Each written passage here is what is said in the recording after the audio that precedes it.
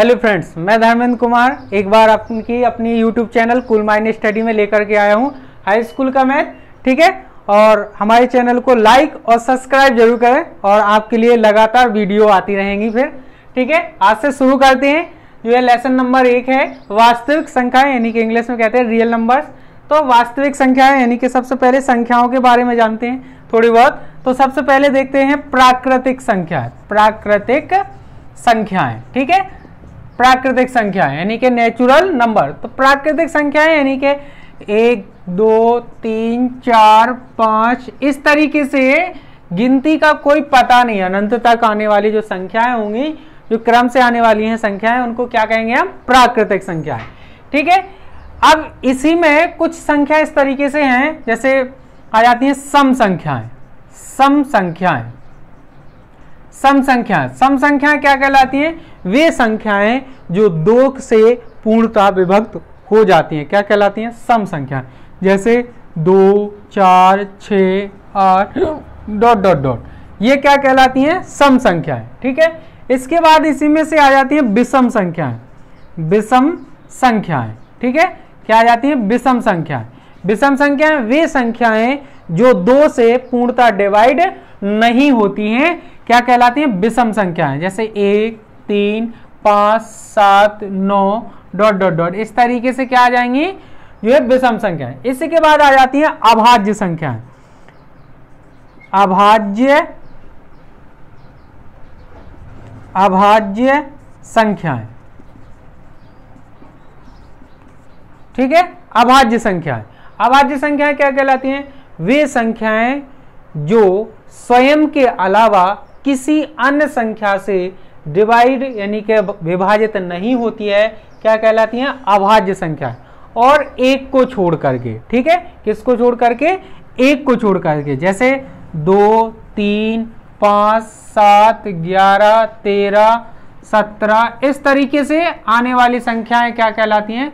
अभाज्य संख्याएं। ठीक है, इसमें 2 एक ऐसी अभाज्य संख्या है जो कि क्या है? सम है। कभी कभी पूछ लिया जाता है कि सम अभाज्य संख्या कौन सी है?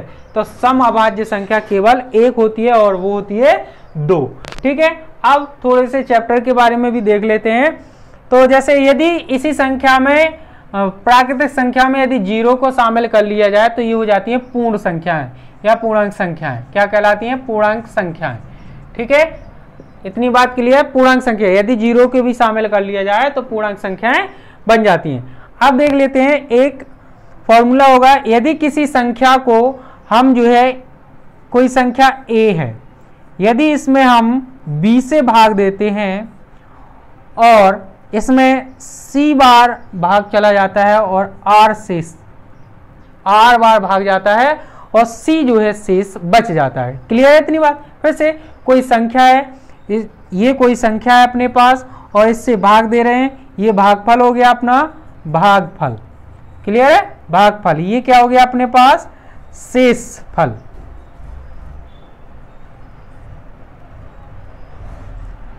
इसको कहेंगे भाज्य, इसका नाम है भाजक। ठीक है, यदि किसी संख्या में हमने b से भाग दिया और c शेषफल बच जाए और r भागफल हो तो फॉर्मूला बन जाता है भाज्य बराबर भाजक गुणे भागफल प्लस शेषफल। ठीक है, यदि इस तरीके में लिखा जाए तो भाज्य है a, भाजक है b और भागफल है r और शेषफल का है c। इस तरीके से भी हम लिख सकते हैं। ठीक है, अच्छा एक और, यदि 2 संख्याएं हो, यदि कितनी 2 संख्याएं दी गई हो तो होता है फॉर्मूला, याद रखना ये फॉर्मूले। ठीक है, इन फॉर्मूलों को 2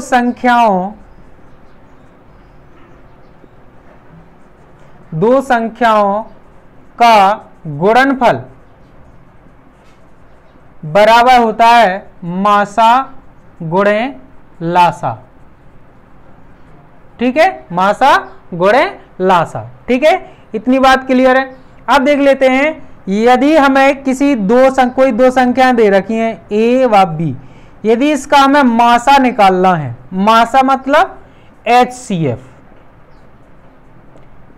हाईएस्ट कॉमन फैक्टर, ठीक है, बड़े से बड़ा मान निकाला जाता है, ठीक है इसको, और लासा LCM, ठीक है LCM, ठीक है LCM। तो देखिएगा मासा और लासा इसी से हम निकालना सीखेंगे, लेकिन सबसे पहले देखिएगा इसको हम यूक्लिड विभाजन के नियम से देखेंगे, यूक्लिड विभाजन के नियम से देखते हैं। यूक्लिड विभाजन क्या कहलाता है, जरा देख लेते हैं। यूक्लिड क्या कहलाता है, कौन सा, यूक्लिड विभाजन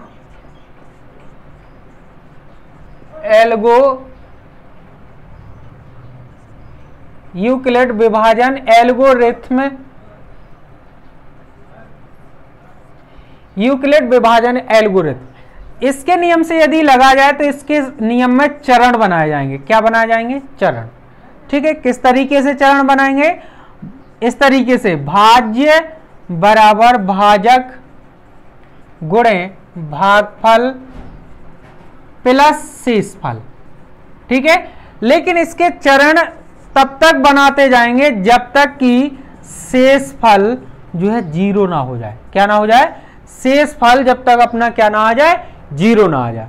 और इस तरीके से भी लगा सकते हैं, जो है छोटी संख्या से बड़ी संख्या में क्या दें, भाग दें, और जितना शेष आए यहाँ पे शेष कुछ बच जाए, फिर इसका इसमें भाग देते जाए जब तक कि ये शेषफल क्या ना बच जाए, 0 ना बच जाए। और जहां पर 0 बन जाए वही जो भाग दिया गया है वही क्या कहलाएगा, उसका मासा कहलाने लगेगा। इस तरीके से अपन लगा सकते हैं, ठीक है। यूक्लिड विभाजन एल्गोरिथम प्रमेय कहलाती है। इसी तरीके से अपन देखेंगे, ठीक है। अब क्वेश्चनों की ओर चलते हैं, ठीक है। हेलो दोस्तों, मैं हरिशंकर आप लोगों का भी स्वागत करता हूं आपके YouTube channel cool mind study में। और आज से हाई स्कूल की जो मैथ की क्लास है वो स्टार्ट की जा रही है। और आपके सर जो आपके सामने हैं, ये धर्मेंद्र सर, ये आपको डेली मैथ की क्लास देंगे। और आप अपने जितने भी दोस्त हैं या फ्रेंड्स हैं या जो रिलेटेड हैं आपके, उन सभी को इन्फॉर्म कर दीजिए कि आपकी जो क्लास है हाई स्कूल की कंटिन्यू चलेगी मैथ्स की। और आगे आपकी साइंस की क्लास भी आने वाली है कुछ टाइम बाद। तो आपको अगर कोई प्रॉब्लम होती है, किसी भी क्वेश्चन में डाउट होता है, तो आप सर के व्हाट्सअप नंबर पे आप उनको कांटेक्ट कर सकते हैं, या हमारे व्हाट्सअप ग्रुप से जुड़ने के लिए आप इस नंबर पर व्हाट्सअप कर सकते हैं। क्लियर हुआ ना। और मैं आशा करता हूँ आप लोगों को बहुत ही मज़ा आने वाला है इस वीडियो में। तो चलते हैं, आपको टाइम ज़ाया ना करते हुए सीधी क्लास की तरफ। ये हाई स्कूल का मैथ है, फर्स्ट चैप्टर आपको सामने दिख ही रहा होगा, ठीक है ना। तो बढ़ते हैं आज की क्लास की तरफ, ठीक है फ्रेंड्स, चलते हैं अपनी प्रश्नावली की ओर, ठीक है। प्रश्नावली 1.1 थी, तो जिस तरीके से सर ने बताया है, और इस चैनल को लाइक और सब्सक्राइब जरूर करते रहना ताकि सर का और हमारा मन लगा रहे, ताकि आपके लिए नेक्स्ट बैक टू बैक क्लासें आते रहें, ठीक है। और मन भी उत्तेजित बढ़ता रहे और क्लासों में जो है लगाने में, समझाने में बहुत अच्छा लगेगा, ठीक है। तो देखते हैं आज क्वेश्चनों की ओर, ठीक है। तो निम्नलिखित संख्याओं का HCF ज्ञात करने के लिए यूक्लिड विभाजन एल्गोरिथम का प्रयोग कीजिए। सबसे पहले लिखा है उसने हाईएस्ट कॉमन फैक्टर ज्ञात करना है, ठीक है। HCF ज्ञात करना है, तो पहला क्वेश्चन लिखा है अपने पास, इसको सबसे पहले ए नंबर को सॉल्व कर लेते हैं, ठीक है। तो सबसे पहले लिखते हैं यूक्लिड 135 और 225, ठीक है। 135 और 225 का जो है हमें क्या निकालना है, HCF निकालना है, ठीक है। तो कौन से नियम से लिखाना है, तो देखिएगा यूक्लिड विभाजन एल्गोरिथम से। तो यहाँ पे लिखेंगे यूक्लिड विभाजन एल्गोरिथम के प्रयोग से, ठीक है। इसमें नंबर 1 चरण बनाएंगे, ठीक है। हमने पहले भी बता चुके हैं कि भाज्य बराबर, हमें फॉर्मूला लगाएंगे इस तरीके, भाज्य बराबर भाजक गुणे भागफल प्लस शेषफल। तो हम पहले भी बता चुके हैं, बड़ी संख्या में हमेशा छोटी संख्या से भाग दिया जाता है। तो भाजक हो गया अपना 225 यहाँ लिखेंगे, ठीक है। भागफल कितना, भाजक कितना हो जाएगा अपने पास, 135 से भाग दे रहे हैं, तो कितने बार भाग जाएगा? यदि इसमें देंगे तो एक ही बार देना पड़ेगा, यदि 2 बार देंगे तो 225 से ज्यादा हो जाएगा। तो इसमें कितना जोड़ा जाएगा? ध्यान देखिएगा, 135, यदि 225 में से 135 यदि घटा लेते हैं तो 0 बचेगा, यहाँ पे देखिएगा 9 बचेगा, यानी कि 90 बच जाएगा। तो यहाँ पे लिखेंगे क्योंकि शेषफल 0 के बराबर नहीं हुआ है, ठीक है ना, शेषफल। तो यहाँ पे लिख के बताएंगे शेषफल जो है 0 के बराबर नहीं है। तो अगला चरण बनाएंगे इसी तरीके से, ठीक है। इसके बाद अपन जैसे नेक्स्ट नंबर 2 चरण बनाएंगे इसी में, ठीक है ना। नंबर 2 चरण में क्या करेंगे, इसको फिर मानेंगे अपन, क्या मानेंगे, भाज्य। तो फिर 135 लिखेंगे यहाँ पे, कितना, 135। फिर भाजक किसको मानेंगे, 90 को माना जाता है, तो 90। यदि 90 में कितने का गुणा भाग दिया जाए, कितने बार कि 135, 9 दूनी 18, 180 ज्यादा हो जाएगा, यानी कि एक बार, ठीक है। तो शेषफल कितना बचेगा, 90 यदि यहाँ हो जाएगा तो 45 बचेगा। तो फिर से यहाँ पे लिखेंगे, देखिएगा कि शेषफल जो है 0 के बराबर नहीं आया है, शेषफल जो है 45 जो है डज नॉट इक्वल टू 0, ठीक है। तो फिर से तीसरा चरण बनाएंगे अपन, जब तक कि शेषफल 0 ना हो जाए। तो इसको फिर से मानने लगेंगे भाज्य, ठीक है। भाज्य 90 बराबर, यानी कि 45 में कितने का भाग दें, 45 का कितने बार भाग दें कि 90 में चला जाए, 45 दूनम 90, तो 90 पूरा कट जाएगा, तो शेषफल क्या बचेगा, 0। यानी कि अतः जो अपना HCF होगा, HCF हाईएस्ट जो कॉमन फैक्टर होगा, यानी कि 45 से जब भाग दिया जा रहा है तो 90 पूरा कट गया, तो अपना जो सबसे हाईएस्ट कॉमन फैक्टर हो गया वो क्या हो गया, 45 हो गया। तो अपना ये क्या हो गया, आंसर, ठीक है। इसका स्क्रीनशॉट ले लीजिएगा। और देखिएगा बेटा, इसी को हम इस तरीके से भी लगा सकते थे, देखिएगा, ऐसा जरूरी नहीं है कि ऐसे ही लगाएं, तुम ऐसे भी लगा सकते हो। 135 का भाग जो है 225 में भी दे सकते हो, ठीक है। 225 में दोगे तो एक बार जाएगा, 135 होगा, कितना बचेगा, 0 यहाँ बचेगा 9। फिर 90 में 135 का भाग दोगे, एक बार जाएगा, 90 एकम 90, कितना बचेगा, 5, इधर बचेगा 4। फिर 90 में भाग दोगे, 45 दूनी 90, यानी कि कुछ नहीं बचेगा। तो यानी कि जो HCF होगा, अपन ऐसे लिख सकते हैं, HCF हाईएस्ट कॉमन फैक्टर जो होगा वो 45। ये हो गया अपना सेकंड मेथड, इस तरीके से हम लगा सकते हैं, ठीक है। ये क्या हो गया, पहले क्वेश्चन का हल, स्क्रीनशॉट ले लीजिएगा। क्वेश्चन नंबर जो B और C लिखा है, इसको सेम इसी तरीके से लगाना है और इसको लगा लीजिएगा। यदि नहीं आता है तो आप हमारे व्हाट्सएप नंबर इस पर जो है कमेंट्स करके बता सकते हैं, तो हम इनको नेक्स्ट वीडियो में सॉल्व करके बता देंगे, ठीक है। ठीक है, नेक्स्ट क्वेश्चन की ओर आ जाते हैं। लिखा है, दर्शाइए कि कोई भी धनात्मक विषम पूर्णांक 6q + 1 तथा 6q + 3 या 6q + 5 के रूप का होता है जहां q कोई पूर्णांक है, ठीक है, जहां q कोई पूर्णांक है, ठीक है। तो हमने यहां पर हल करते हैं, हल करेंगे तो लिखेंगे माना कि a कोई पूर्णांक है, ठीक है, a कोई पूर्णांक है। और देखिएगा, और इसमें 6q + 1 और 6q + 3 इस तरीके से, तो b बराबर हमने मान लिया 6, कितना मान लिया 6, यानी कि 6q 6। तो अब क्या लिखेंगे, अब यूक्लिड विभाजन एल्गोरिथ्म के प्रयोग से तो फॉर्मूला क्या होता था, भाज्य बराबर, भाज्य मतलब एक कोई पूर्णांक संख्या है तो भाज्य बराबर भाजक, यानी कि 6 और q एक कोई संख्या है जो भागफल हो गया, प्लस शेषफल r। ये फॉर्मूला है यूक्लिड विभाजन का, अभी हम पहले भी बता चुके हैं शुरू में वीडियो के, तो कि भाज्य बराबर भाजक गुणा भागफल प्लस क्या होगा, शेषफल। तो देखिएगा q जो होगा वो is greater than of equal to क्या होगा 0, यानी कि जो q का मान होगा वो 0 से क्या होगा, बड़ा होगा। यहाँ पे 0 नहीं रख सकते हैं, ठीक है, 0 से क्या होंगे, 0 भी रख सकते हैं, कोई दिक्कत नहीं है। तो 0 से क्या होंगे, बड़ा और 0 के क्या होगा, बराबर। और लेकिन जो शेषफल है, जो r है, जो शेषफल है वो कभी भी 6 नहीं हो सकता है। तो 6 से क्या होगा, शेषफल छोटा होगा। जो शेषफल है वो 6 से क्या होगा, छोटा होगा। क्लियर है इतनी बात। जो शेषफल होगा वो 6 से छोटा आएगा। तब क्या लिखेंगे, तब q बराबर q के स्थान पर और शेषफल के स्थान पर कुछ संख्या इस तरीके से रखते जाएं, यानी कि q बराबर हम q बराबर 1 2 3 4 डॉट डॉट डॉट इस तरीके से रखते जाते हैं। ठीक है, तो ध्यान से देखिएगा, यदि 1 2 3 इस तरीके से यदि रखें, ठीक है, ठीक है, देखते हैं पहले एक बार सवाल को फिर से ध्यान से समझ लेते हैं। कह रहा है दर्शाई कि कोई भी धनात्मक विषम पूर्णांक, तो यहाँ पे ए कोई धनात्मक है, क्या है, धनात्मक पूर्णांक है। ठीक है, धनात्मक मतलब ऋण की संख्या नहीं होगी, वो काय की होगी, केवल धन की होगी। और कहता है पूर्णांक जो है इतने इतने इतने के रूप में का होता है, क्यों कोई धनात्मक पूर्णांक है। तो अभी जो हमने पहले बताए थे धनात्मक जो कोई पूर्णांक संख्या है जो 0 को शामिल कर ले और जो है माइनस प्लस वाली जो संख्या होती है वो क्या कहलाती हैं, पूर्णांक संख्याएं कहलाती हैं। तो ये यूक्लिड विभाजन एल्गोरिथम का फॉर्मूला होता है कि भाज्य बराबर भाजक गुणन भागफल प्लस शेषफल।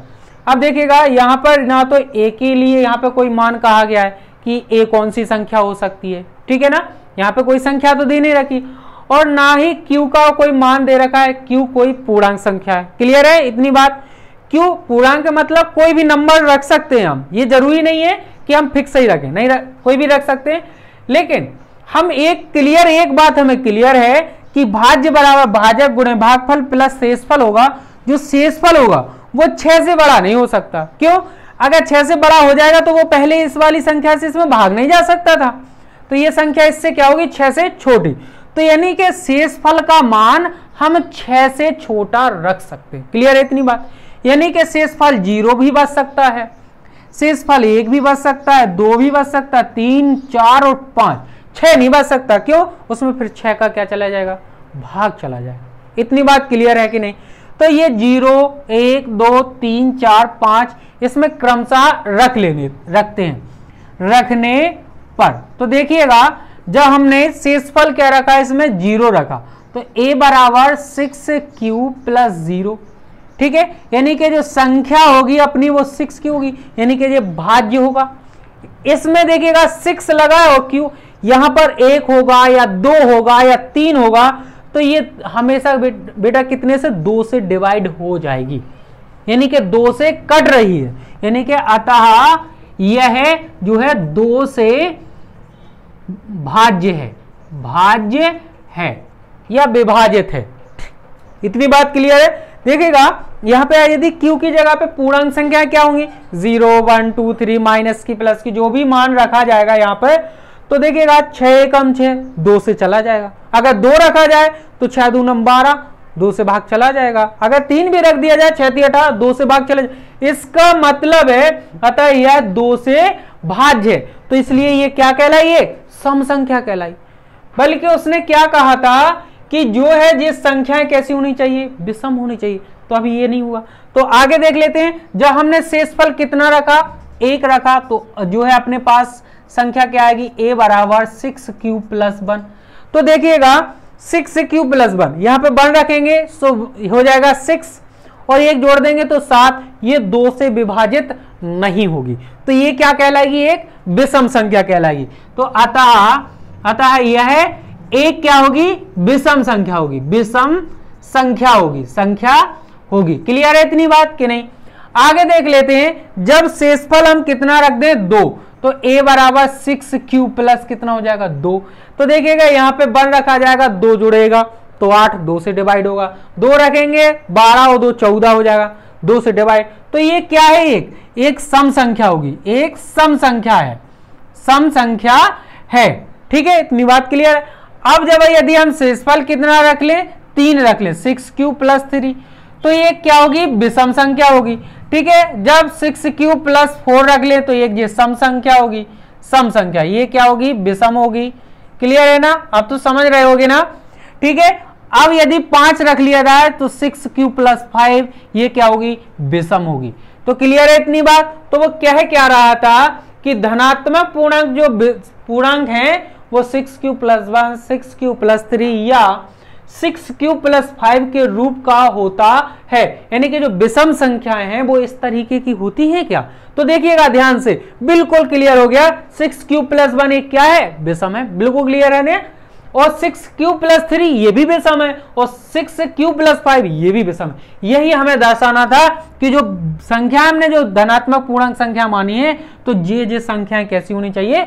विषम होनी चाहिए। क्लियर है ना। और बाकी ये वाली तो देखिएगा ये तो सम हो रही है, हो रही ना, तो लिख देंगे, सिद्ध हो गया। अतः 6q+1 व 6q+3 तथा 6q+5 जो है विषम संख्याएं, विषम संख्याएं हैं, संख्याएं हैं। क्लियर है इतनी बात? ठीक है, बाकी नेक्स्ट क्वेश्चन की ओर चलते हैं, इसका स्क्रीनशॉट ले लीजिएगा।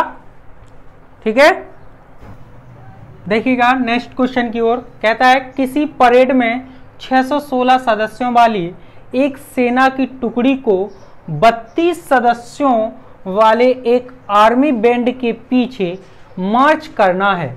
दोनों समूहों को, तो समूह कितने बने हैं? 2 को समान संख्या वाले, यानी कि समान संख्या वाले स्तंभों में मार्च करना है। यानी कि 2 समूह हैं और 2 क्या हैं? स्तंभ भी हैं, यानी कि 2 टुकड़ियां भी बन जाएंगी। फिर उन स्तंभों की अधिकतम संख्या क्या थी? अधिकतम कहे या बड़ी से बड़ी कहे? जब भी अधिकतम या बड़ी से बड़ी कह दे तो इसका मतलब है हमें HCF निकालना है, हाईएस्ट कॉमन फैक्टर निकालना है, जिसमें वे मार्च कर सकते हैं। तो लिखेंगे प्रश्न के अनुसार, जिस तरीका से लिखते हैं प्रश्नानुसार, प्रश्नानुसार, प्रश्न के अनुसार आर्मी के 2 समूह व 2 टुकड़ियां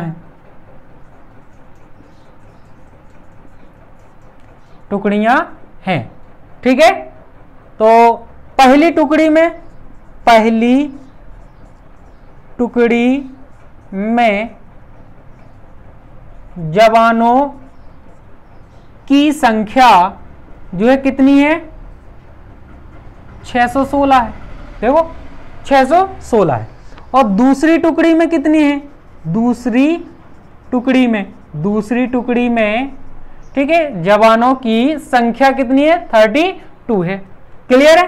तो हमें स्तंभ बनाने हैं, यानी कि एक लाइन बनाना है। एक लाइन में हम अधिक से अधिक कितने खड़े कर सकते हैं? ठीक है, तो इसका मतलब है लिखेंगे यूक्लिड विभाजन एल्गोरिथ्म के प्रयोग से।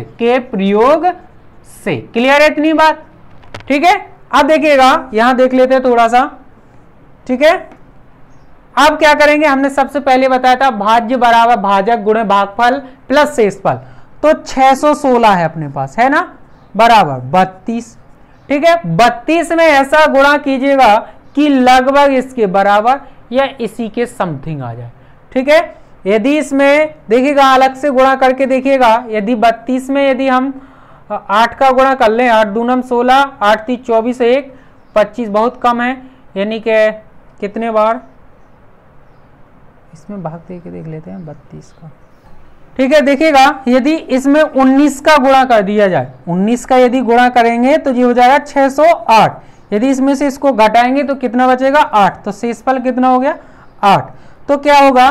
तो लिखेंगे शेषफल जो है 8 जो है डज नॉट इक्वल टू कहते के 0, यानी कि अभी शेषफल क्या नहीं हुआ? 0 नहीं हुआ। अब कितना लेंगे? 32 को भाज्य मान लेते हैं, 32 बराबर 8 भाजक मान लेते हैं। तो इसमें कितने का गुणा करें कि 32 हो जाए? 8 चौक 32, 4। तो शेषफल क्या आएगा? 0। इसका मतलब है 8 से ये 32 पूरा डिवाइड हो गया। तो अतः अधिकतम जो स्तंभ होंगे, अधिकतम स्तंभ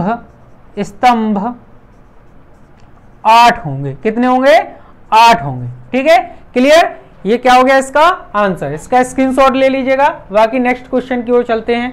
ठीक है, ठीक है, अगले क्वेश्चन की ओर चलते हैं। क्वेश्चन नंबर 4 लिखा है यूक्लिड विभाजन प्रमेयिका का प्रयोग करके दर्शाइए कि किसी धनात्मक पूर्णांक का वर्ग जो है किसी पूर्णांक m के लिए 3m या 3m+1 के रूप का होता है। ठीक है, तो सबसे पहले इसको हल करते हैं। तो देखिएगा, हल करेंगे यदि इसको, तो देखिएगा, माना कि x कोई धनात्मक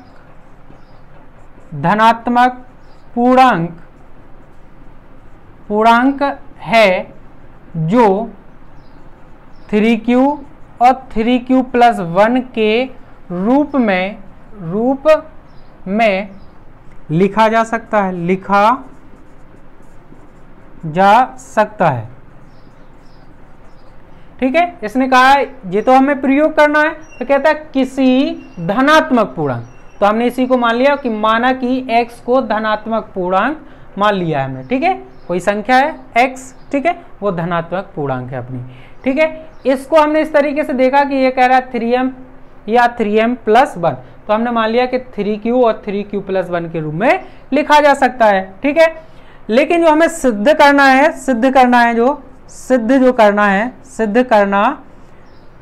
है कि कहता है कि इसी धनात्मक पूर्णांक का वर्ग, ठीक है। धनात्मक पूर्णांक का हमने क्या कर लिया, वर्ग, यानी कि धनात्मक पूर्णांक को हमने क्या माना है, x, तो इसका वर्ग। देखिएगा, ये कह रहा है धनात्मक पूर्णांक का वर्ग किसी पूर्णांक m के लिए, तो x² को जो है 3m या 3m+1 के रूप में लिखना है,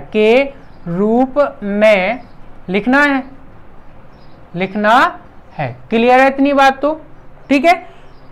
यानी कि ये हमने मान लिया है और ये हमें दिखाना है। तो सबसे पहले देखिएगा, हमने x को, यदि हमने जो धनात्मक पूर्णांक है, यदि इसको हमने 3q लिखा, ठीक है। यदि दोनों तरफ का यदि हम वर्ग कर दें तो ये हो जाएगा x² बराबर, ये हो जाएगा 9q², क्लियर है इतनी बात।